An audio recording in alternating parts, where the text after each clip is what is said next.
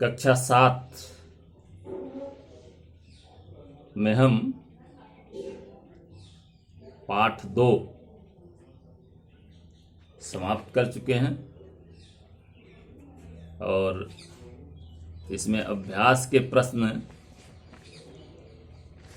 भूक्षरण में जो अभ्यास के प्रश्न हैं उसमें बहुविकल्पीय प्रश्नों को हमने इसके पीछे वाले वीडियो में उसके आंसर को बताया है, उसके उत्तर को बताया है। उसको अपने अभ्यास पुस्तिका में लिखें।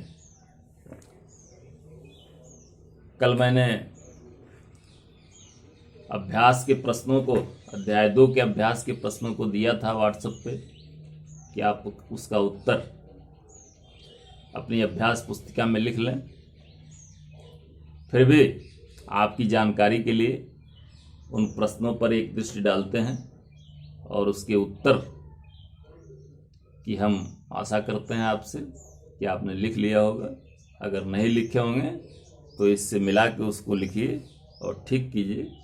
दूसरा प्रश्न है, निम्नलिखित कथनों में सही पर सही का और गलत पर क्रॉस का निशान लगाइए।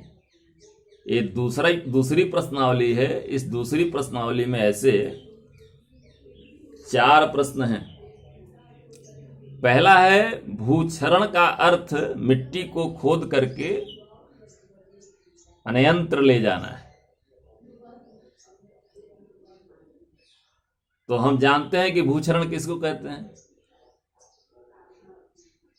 प्राकृतिक शक्तियों द्वारा मृदा को एक स्थान से दूसरी स्थान पर ले जाना, जैसे जल और वायु द्वारा। जब मृदा कण एक स्थान से दूसरे स्थान पर जाते हैं तो उसको हम कहते हैं कि मृदा क्षरण। लेकिन इसमें लिखा है कि भूक्षरण का अर्थ मिट्टी को खोद कर अन्यंत्र ले जाना, ये मृदा क्षरण नहीं है, अर्थात यह गलत है। दूसरा है, भूक्षरण से खेत की उपजाऊ मिट्टी बह जाती है, यह सही है। क्योंकि भूक्षरण में खेत की जो ऊपरी मिट्टी होती है, ऊपरी परत होती है, यह नष्ट हो जाती है, इसलिए यह कथन सही है। तीसरा, वायु क्षरण अधिकतर शुष्क एवं रेतीले क्षेत्रों में होता है, यह भी सही है। वायु द्वारा जो मृदा का क्षरण होता है वो ज्यादातर ऐसे क्षेत्रों में होता है जहां पर वर्षा कम होती है और रेत की यानी बलुई मिट्टी की अधिकता होती है। ऐसे क्षेत्रों में ही वायु क्षरण होता है, इसलिए तीसरा, वायु क्षरण अधिकतर शुष्क और रेतीले क्षेत्रों में होता है, ये सही है। 1 हेक्टेयर खेत से औसतन 50 टन मिट्टी प्रतिवर्ष बह जाती है, यह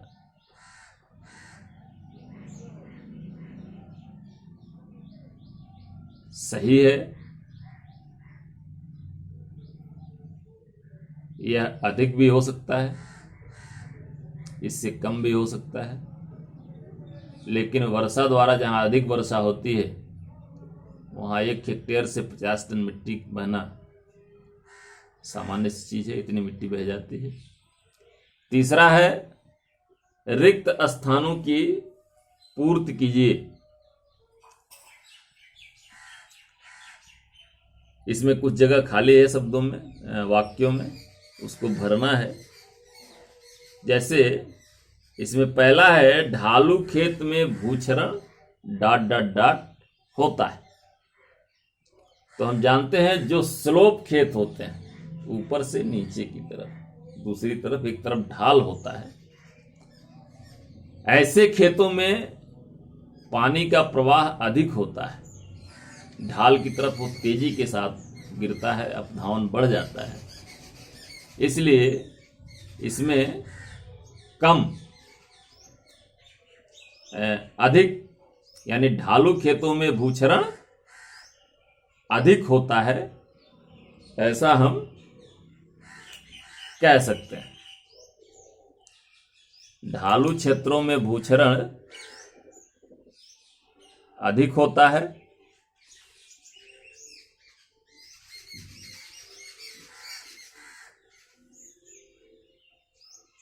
दूसरा है सबसे अधिक भूक्षरण किसके द्वारा होता है? सबसे अधिक भूक्षरण ... से होता है। आगे दो शब्द हैं, जल से और वर्फ से। तो हम जानते हैं सबसे अधिक भूक्षरण जल से होता है। तीसरा है त्वरित क्षरण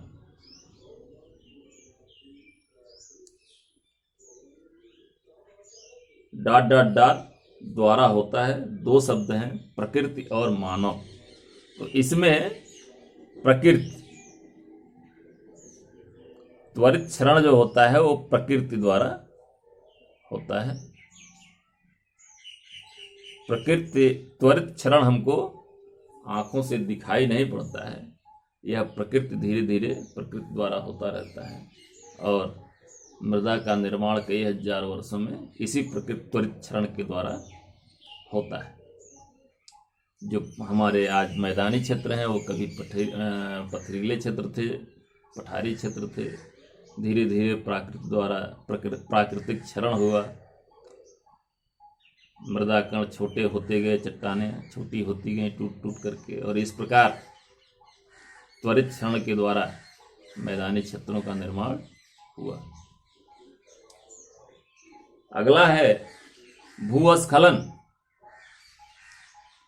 यानी लैंडस्लाइड ... में होता है। तो हम जानते हैं ऑप्शन 2 है पहाड़ी क्षेत्र और मैदानी क्षेत्र। तो हम जानते हैं कि पहाड़ी क्षेत्रों में भूस्खलन होता है, पढ़ाया गया है। तो इसमें पहाड़ी क्षेत्र भरा जाएगा। पांचवा, मृदा सतह की 1 इंच ऊपरी परत बनाने में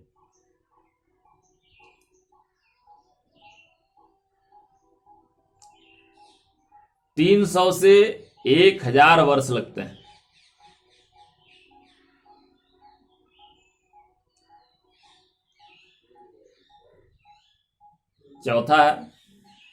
चौथा जो प्रश्न है वो है निम्नलिखित में स्तंभ क का स्तंभ ख से सुमेल कीजिए, मिलाना है।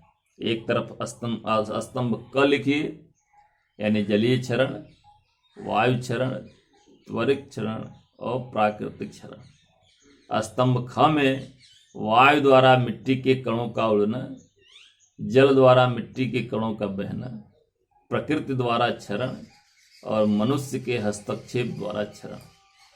तो जलीय क्षरण के सामने लिखा जाएगा जल द्वारा मिट्टी के कणों का बहना, ये जलीय क्षरण है। वायु क्षरण के सामने वायु द्वारा मिट्टी के कणों का उड़ना। त्वरित क्षरण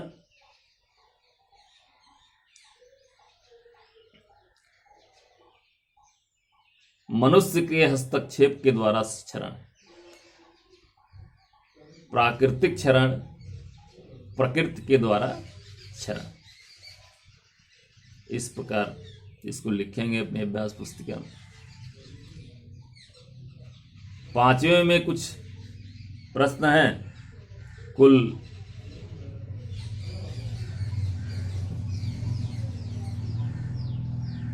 17 प्रश्न हैं छोटे छोटे, जिनका उत्तर 1 शब्दों में 2 शब्दों में देना है। तो 5वें प्रश्न का जो पहला प्रश्न है वह है, खेत से पानी बहने के बाद खेत में अंगुलियों जैसी संरचना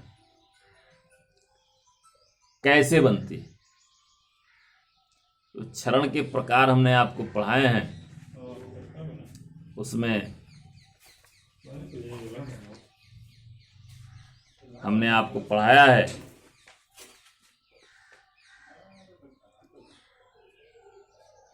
अल्पसरिता भूचरण।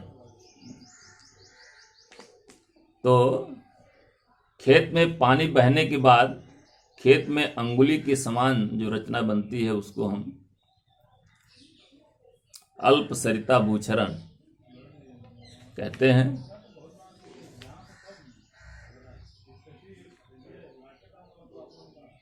इस संरचना अल्पसरिता भूचरण के कारण बनती है। दूसरा प्रश्न है, वर्षा के बूंद से क्षरण कैसे होता है?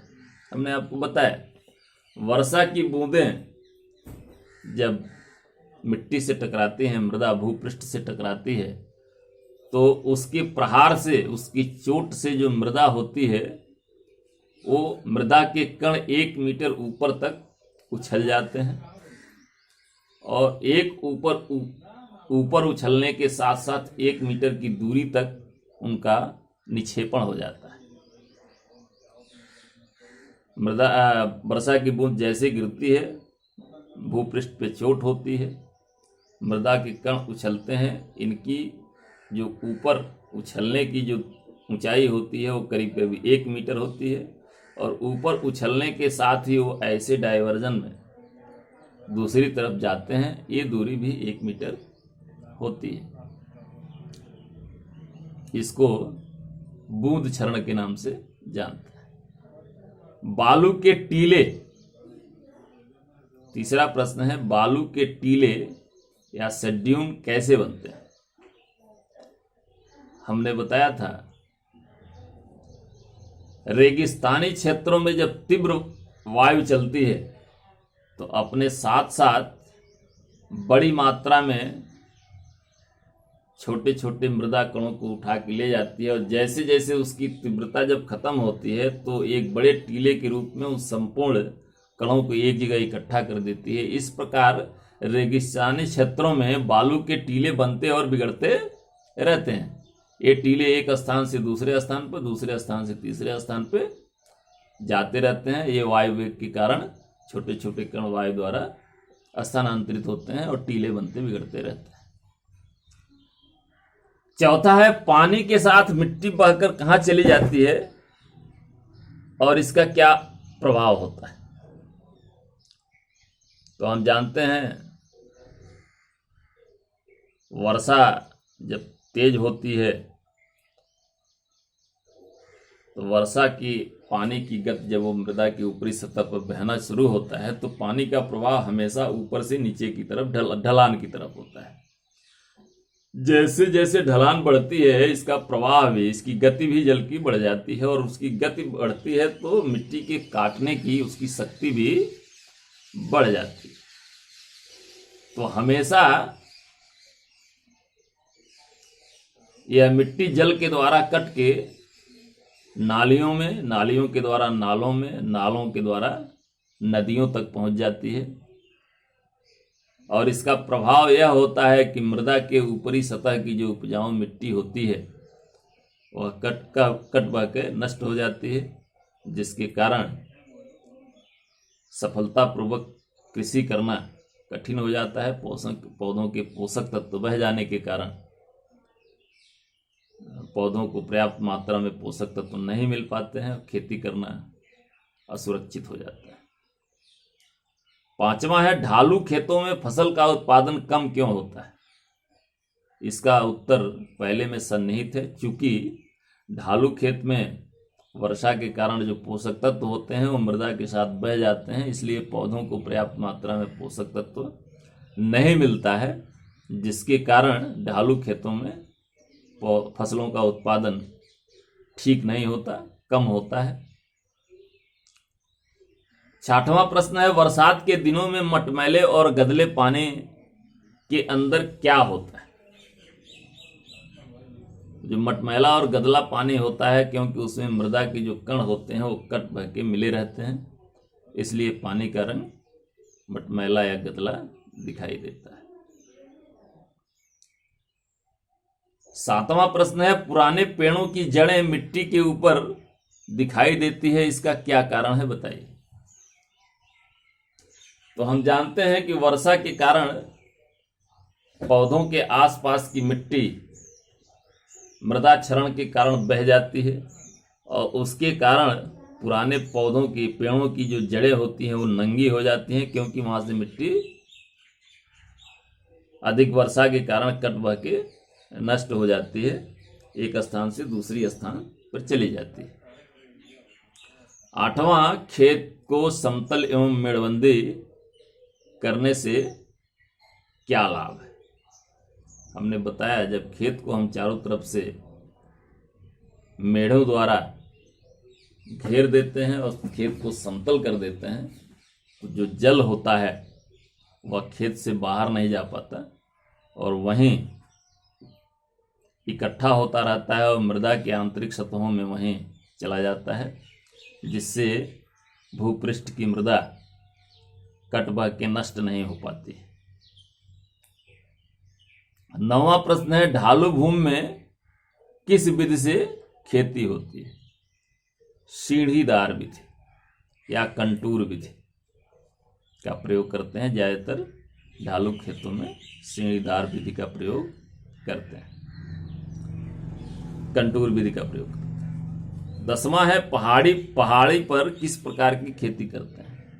तो यहां पर सीढ़ीदार खेती करते हैं। पहाड़ी क्षेत्रों पर सीढ़ीदार खेती करते हैं और ढालू पर पट्टीदार खेती करते हैं।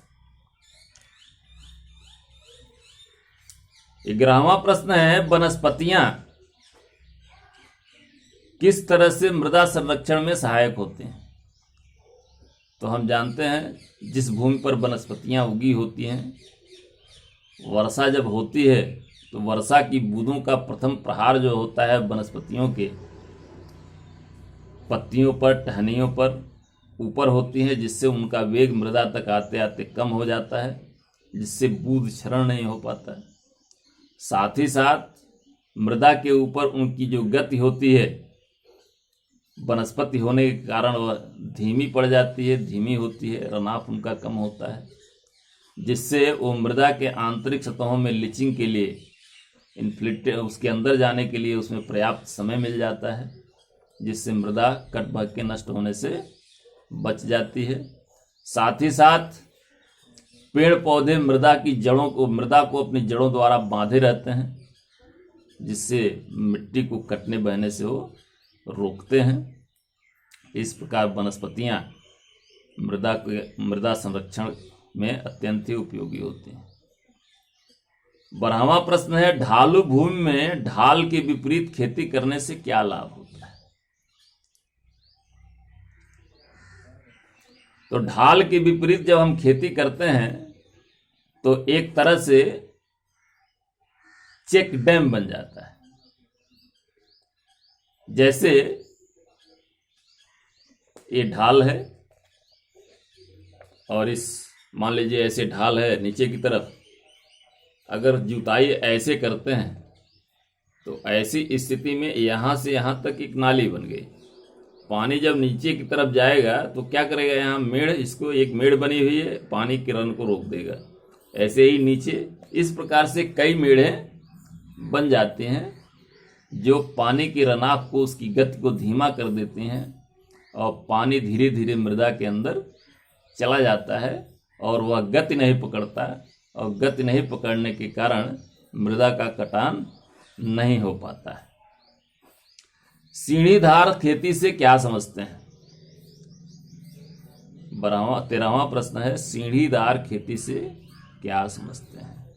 हम जानते हैं पहाड़ी क्षेत्रों में अधिक ढालू और पहाड़ी ढालों पर ढाल के विपरीत सीढ़ी की तरह की संरचना बनाकर खेती करते हैं, जिससे मृदा कटाव रुक जाता है।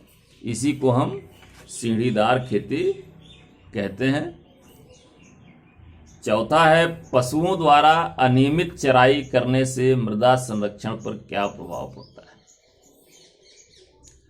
जब हम पशुओं द्वारा चराई करते हैं तो पहले तो पशु जब खरपतवारों को, चारे को अपने दांतों से खींचता है तो पौधे कभी कभी जमीन से उखड़ जाते हैं, और साथ ही साथ पशुओं के खूर से लगने के कारण भी मिट्टी और खरपतवार निकल जाते हैं, धीरे धीरे मृदा नंगी हो जाती है।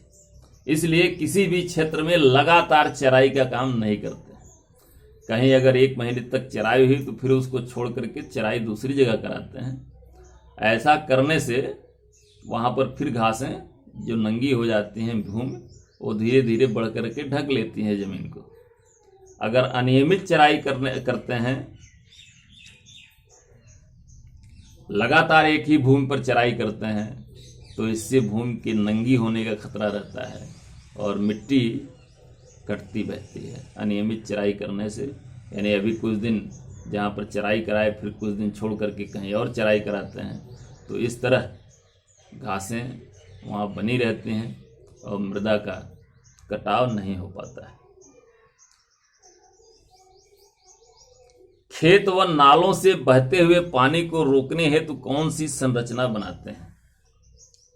खेत या नालों से पानी रोकने के लिए चेक डैम का निर्माण करते हैं। इसके लिए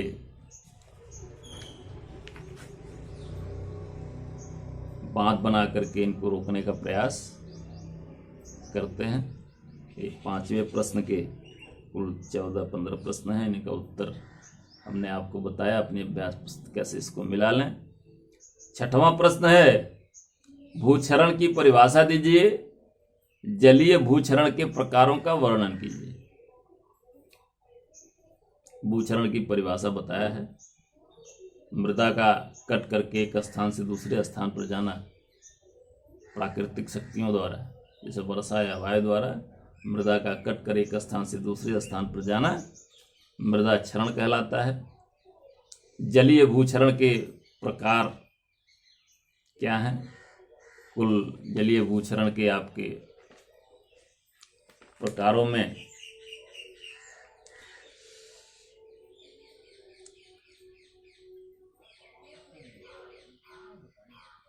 नौ प्रकार हैं, जिसमें वर्षा भूक्षरण, परत भूक्षरण, अल्पसरिता भूक्षरण, खड्ड या अवनालिका क्षरण, बीहड़ भूक्षरण, नदी तट भूक्षरण, पुलीन भूक्षरण या समुद्र तट क्षरण, हिमनद भूक्षरण, भूस्खलन क्षरण, ये जलीय भूक्षरण के प्रकार हैं। इनका वर्णन अपनी पुस्तकों में करेंगे। 8वां, प्राकृतिक एवं त्वरित भूक्षरण का उदाहरण सहित समझाइए। प्राकृतिक भूक्षरण क्या है और त्वरित भूक्षरण क्या है? मैंने इसको पर्याप्त पढ़ाया है, उसको देख करके और सुनकर अपनी पुस्तकों में लिखें। ऐसे ही भूक्षरण से होने वाली हानियों का वर्णन करें। भूक्षरण से होने वाली हानियाँ कौन कौन सी हैं? भूक्षरण किन किन कारकों के द्वारा होता है? तो 2 कारण महत्वपूर्ण है कारक, जल और वायु, मृदा का ढलान, मृदा का प्रकार, भूक्षरण की परिभाषा और उसका महत्व। इसको अपनी उत्तर पुस्तिकाओं में लिखें और लिख करके अभ्यास पुस्तिका में लिखें और लिख कर रखें। व्हाट्सएप पे भेजने का भी प्रयास करें, जिसको देख करके अनुमान लगाया जा सके कि आप काम कितना कर रहे हैं। अगले अध्याय में फिर अगले दिन मिलेंगे।